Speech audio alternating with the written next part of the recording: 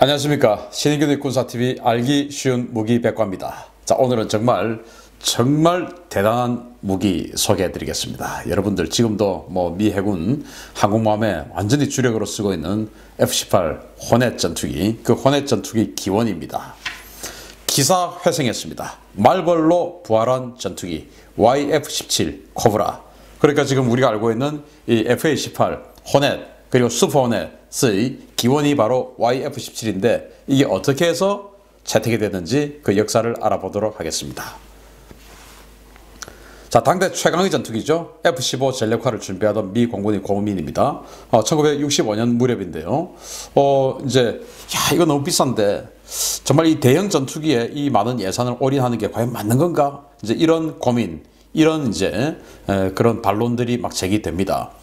이때 그 미 공군은 굉장히 큰 전투기를 요구를 했었어요. 원래는 이 F-15가 아니고 아주 큰 덩치, 그러니까 이 F-15보다 한 1.5배 되는 덩치에 가변이게, 그리고 속도는 마하 2.7, 이 정도 되는 전투기를 요구를 했었는데 이거 너무 비싸다. 이제 이렇게 해서 사실은 그게 채택이 안 됐죠. 그래서 F-15로 전체 미 공군을 다 도배를 하려고 했었어요. 그런데 그러니까 F-5 팬텀이나 F-104 이런 전부 다 모든 것을 F-15로 도배를 하려고 했는데 이게 이제 돈이 너무 많이 드니까 반대 여론이 많았었습니다. 그러던 차에 베트남전이 이제 진행을 되고 있었죠. 그때 해보니까 이 팬텀 가지고 이 재원상으로는 이 미그 21 같은 거 완전히 이겨야 되는데 미사일 만능주의 시대였어요. 이때는 미사일이면 되지 기관포가 뭐 필요 있어. 이래가지고 F-4D 팬텀 같은 경우는 기관포도 없어요. 그래서 이제 미사일로 쏘면 된다라고 했는데 이 알고 보니까 레이더가 실제 현장에 가보니까 저고도에서는 룩다운 모드 해가지고 밑에 이 땅에서 올라오는 이 여러 가지 클러터를 잘 걸러주지 못하고, 그래서 포착이 잘 안 되고, 저기 분명히 있는데 포착이 잘 안 되고, 이제 이런 경우, 그리고 미사일의 명중률이 그다지 높지 않았다라는 그런 어떤 것, 그리고 이제 덩치가 크다 보니까 좀 기동성이 둔한 면, 이래가지고 미그 21에게 필승할 수 없는 겁니다. 완전히 압승할 수 없는 거예요. 그래가지고 너같이 둔한 녀석은 도그 파이팅에서 내 상대가 안 돼. 이제 이렇게 해서 실제 F-4 팬텀이 손실을 많이 입기도 했죠. 그래서 이거 도그 파이팅 잘하는 작고 날렵한 전투기가 필요한 거다. 이제 이런 반론들이 이제 힘을 얻기 시작해요.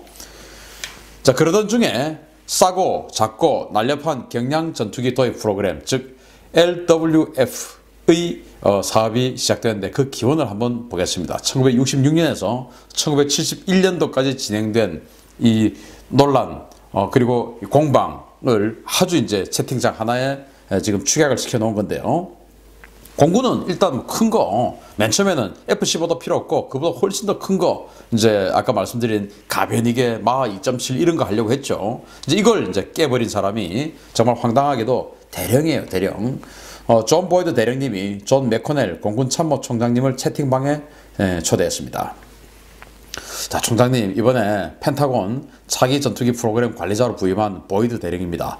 저 드릴 말씀이 있는데 말입니다. 있어요. 이제 총장이 참 세상 많이 좋아졌네. 대령이 참모 총장을 호출해? 이야, 참 기가 찬다. 그래, 무슨 말인지 드러나 보자. 이랬어요. 그래서 이제 이 보이드 대령이 제가 에너지 기동성 이론하고 ODDA 주기 만든 에이스인 거 아시죠?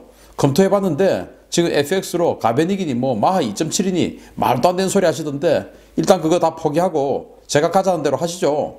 그랬더니 이제 총장이 뭐라고? 너 지금 나랑 해보자는 거냐? 그랬어요. 그래서 이제 보이드가 그리고 예산 없다고 취재했던 그 ADF 그거 다시 부활시키고요. 또 경량 전투기 만들어서 하이로 믹스 가시죠. 장관님에게 승인 받은 거니까 토달지 마시고요. 이제 이렇게 됐어요. 그래서 이 보이드 대령이 주창한 이런 하이로 믹스 개념의 전투기가 사실은 이제 장관이 밀어가지고 승인된 거예요. 이 보이드 대령 같은 경우는 직접 전투기 조종사로서 에이스이기도 하지만 이론가이기도 했어요. 그래서 에너지 그리고 기동성 이론 해서 전투에서 이기려고 하면은 이 에너지 파이팅 그렇게 해야 유리하다 하는 그런 것들, 그리고 ODDA는 관찰, 판단, 결심, 행동, 이게 이제 주기인데 여기에서 관찰, 판단, 결심 이게 빨라야 된다. 그래서 이제 행동을 신속하게 할 수 있다. 그래서 뭐 정찰 능력 이런 거 좋아야 된다, 뭐 하여튼 뭐 이런 것들도 있어요. 이런 것들을 만든 이 주기를 빨리빨리 돌릴 수 있어야 강력한 군대가 된다라는 그런 주기 이론을 만든 게 바로 이 보이드예요. 그러니까 완전히 이론가였죠. 그래서 장관이 아주 총애를 했던 사람입니다. 그러니까 이제 공군 전체가 다 우리는 이런 강력한 전투기 갈 거야, 이런 것을 이제 다 제거할 수 있었던, 논파할 수 있었던 그런 논리적인 바탕이 바로 보이드 대령이었어요. 그렇게 해서 결국은 하이, 로우, 믹스 개념으로 갑니다. F-15로 완전히 도배를 하려고 했다가 그거 이제 깨지고 경량 전투기도 필요하다 해서 간 겁니다. 그래서 이 경량 전투기 도입 사업을 하는데 치열한 경쟁 끝에 결승에 오른 두 후보가 있었어요. 5개 후보가 나왔는데 3개는 빨리 떨어지고 2개가 결승전에 올라갔습니다. 바로 제네럴 다이나믹스에서 만든 모델 401-16B, 이게 이제 지금은 F-16이죠. 그래서 YF-16으로 명명을 했고 엔진이 하나요, 단발 엔진. 그리고 이거는 뭐 그때는 이제 싼 거였으니까 전천후 이런 것도 아니었고, 지금은 F-16이 전천후 멀티롤 전투기인데 이때는 그냥 주간에 낮에 도그파이트에 특화된 그런 전투기로 만들었어요. 아주 기동성 좋은 도그파이팅 이 특화형 전투기. 그래서 이제 YF-16. 그리고 노스롭이라는 회사에서, 노스롭이 그 F5 만들었던 회사 아닙니까? 여기에서 P600이라는 모델을 제시를 합니다. 이건 이제 YF-17로 명명이 됐는데 이건 이제 F-16하고 달리 쌍발 엔진이에요. 그리고 전천후 전천후 전투기입니다. 주간, 야간 뭐 구애받지 않고 전투할 수 있는 전천후 전투기. 그래서 YF-16보다 YF-17이 훨씬 더 성능이 좋았죠. 그래서 노스롭은 자신들이 당연히 선정될 것이다 라는 그런 생각을 하고 있었어요. 그런데 이제 이 LWF 사업 이전부터 독자적인 전투기 개발 프로그램을 진행하던 노스롭입니다. 이 노스롭은 그 전에 사실은 P530 코브라라고 하는 이런 모델을 자체적으로 만들어 놨었어요. 자, 이 코브라는 뭐냐? F5AB 전투기의 성공에 고무된 노스롭이 세계의 경량 전투기 시장에 내놓을 목적으로 자체 비용을 들여 개발한 쌍발 전투기입니다. 1965년부터 개발에 착수해서 1971년 세계 전투기 시장에 발매했지만 상업적으로는 실패했습니다. P530을 LWF 사양으로 변경한 것이 바로 P600 모델입니다.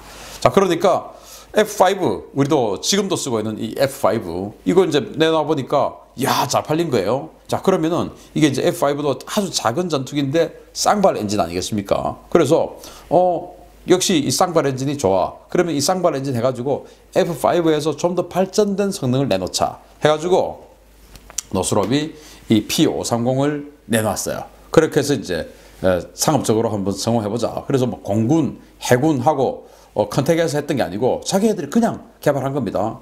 아주 바람직한 일이죠. 그렇게 개발했어요. 그리고 이제 F-20 그것도 개발했죠. 우리나라에 팔 뻔했다가 사고 나는 바람에 뭐 팔았던 그 F-20 이제 이렇게 했었어요. 그런데 이게 상업적으로 아무도 안 사가는 겁니다. 그래서 이것을 LWF 사양으로 그 미 공군의 로우급 전투기 사양으로 변경한 것이 바로 P600 모델인데 이게 이제 결승전까지 올라간 겁니다. 원래는 그래서 코브라였어요, 애칭이. 자, 그래서 성능 면에서 경쟁 모델을 압도했던 YF-17입니다. 이륙 중량이 9.5톤이고요. 원래 이제 자중이. 그런데 이제 최대 이륙 중량은 14톤입니다. 그러니까 뭐 4.5톤 정도의 연료나 또는 무장을 탑재를 할 수가 있죠. 뭐 꽤 괜찮은 거예요. 그리고 엔진은 YJ101 엔진 2개, 그리고 마하 1.8, 그리고 이제 무장은 20mm 기관포 하나, 그리고 공대공 미사일 이런 것들이 들어가죠. 자, YJ101은 당시 GE 제너럴 일렉트릭에서 만든 엔진인데 이거 이제 미 공군에서 채택은 안 됐어요. 구형 엔진이죠. 이 YJ101을 바탕으로 다시 개발한 게 이제 F404. 지금 호넷 전투기에 들어가 있는 엔진이 바로 F404고 그거 우리 T50, FA50에 또 지금 쓰고 있죠. 이렇게 발전을 한 겁니다.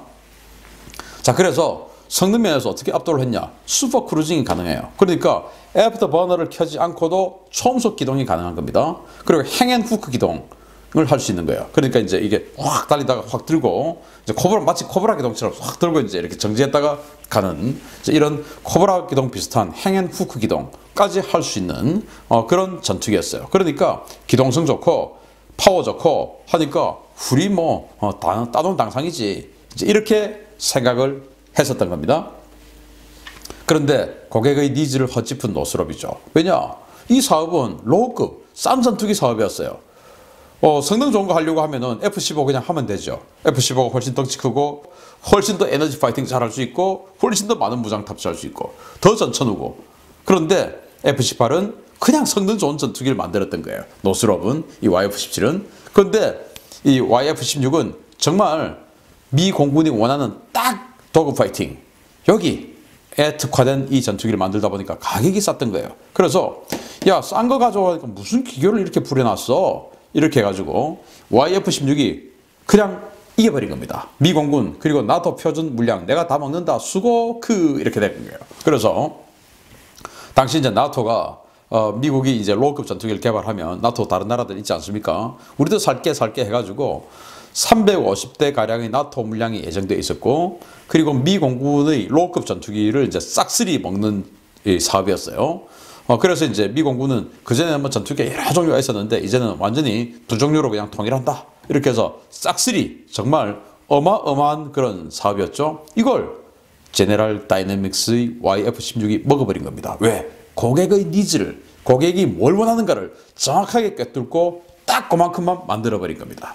작고 싸고 기동성 좋아서 미그 21 따위에게 절대 지지 않는 공중전 능력, 이런 거 이제 딱 해서 만들어서 져버렸습니다. 성능 좋으면 뭐합니까? 가격이 비싸니까 졌어요. 자, 그런데 이게 1975년 1월 달에 이제 최종적으로 끝났어요. 이제 노스롭 이제 완전히 그냥 끝난 거죠. 이제 뭐 많은 길만 남았습니다. 그런 차에 정말로 기가 막히게 기사회생을 하게 됐습니다. 어떻게 됐냐? 의회의 압박을 버텨낸 미 해군의 고집 때문에 YF-17, 즉 노스롭이 살아났습니다. 1975년 5월이었어요. 1월 달에 아까 미 공군 로우급 전투기 사업에서 떨어졌어요. 그리고는 이제 더 이상 이제 전투기를 이제는 하이로우급 뭐 여러 가지 필요 없고 딱 두 개만 한다고 하니까 이거 하이급은 맥도날드 더글라스의 F-15가 먹어버렸죠. 로우급은 제네럴 다이나믹스의 F-16이 먹어버렸죠. 자, 그러면 이제 전투기를 끼어들 데가 없어요. 그럼 노스로 끝난 거죠. 그러던 차에 미 의회가 미 해군을 압박합니다. 자, 미 의회님이 미 해군님을 채팅방에 초대합니다. 야, 너희 공군 그 LWF 사업 하는 거 봤지? 납세자를 위한 사업이라는 게 바로 저런 거야. 너희도 지금 하는 그 VPEX 사업 기종 그거 V1600으로 가라. 이제 이렇게 된 거예요. 그래서 이제 이 해군이 야, 이 양반이 지금 무슨 말도 안 되는 소리를 하고 있는 거야. 지난번에 F-111도 강매하려고 하더니 이번에는 전투 공격기도 강매하려고? 안 돼.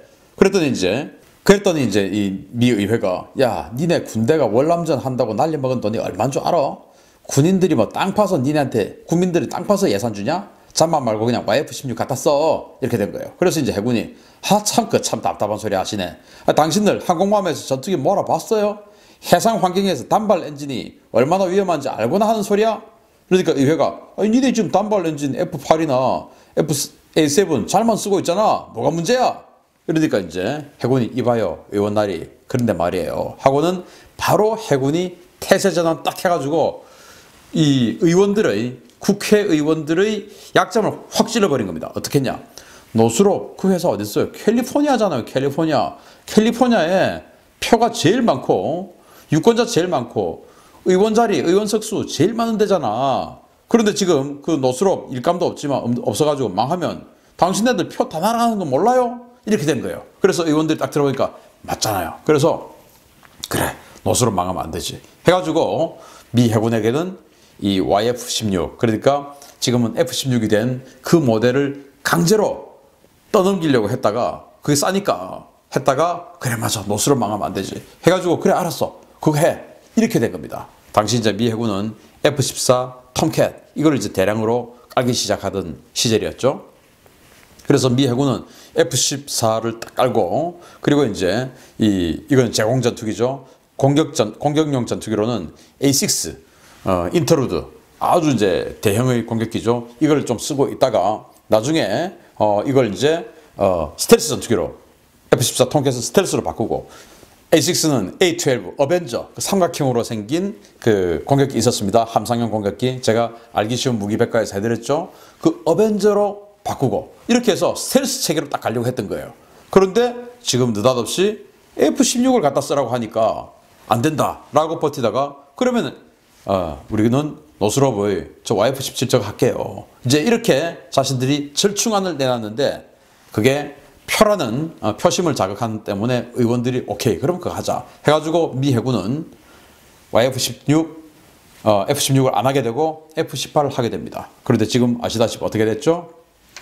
F-18이 이 호넷이 완전히 미 해군을 도배하게 돼버렸죠. 원래는 안중에도 없고 계획에도 없던 거였어요. 미 의회가 야 F-16 해 이렇게 압박하는 것을 버텨내는 차원에서 잠시 좀 갖다 쓰려고 했었는데 이 F-18 말벌이죠. 이게 완전히 미 해군 항공모함을 전부 도배를 해버린 겁니다. 그러다가 나중에는 슈퍼 호넷까지 만들었고 이렇게 해서 해군 해병대는 전부 이렇게 말벌집이 돼버린 거죠. 항공모함이 이제 말벌들이 다 타고 있으니까 말벌집이 된 거죠. 벌집.